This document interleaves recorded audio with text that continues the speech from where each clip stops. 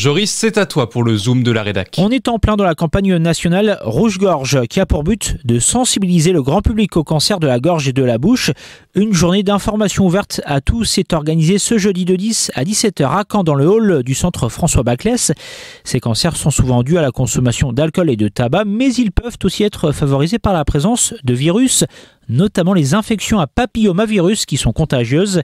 Écoutez le docteur Pierre Veille, chirurgien maxillofacial à Baclès. De la même manière que les cancers qui sont liés à l'alcool et au tabac, on va retrouver globalement les mêmes symptômes. Alors sur le plan général, on peut avoir une perte d'appétit, une perte de poids, une fatigue.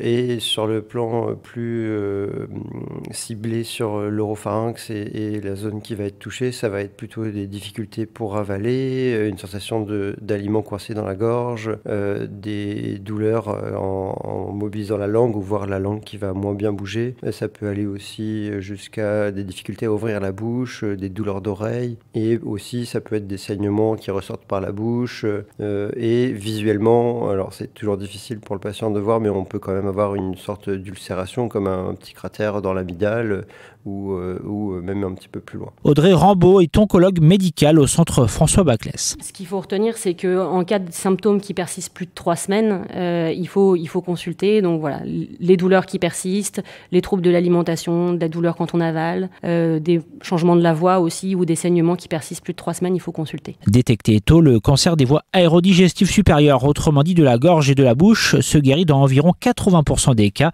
Malheureusement, 7 fois sur 10, les patients sont diagnostiqués à un stade avancé.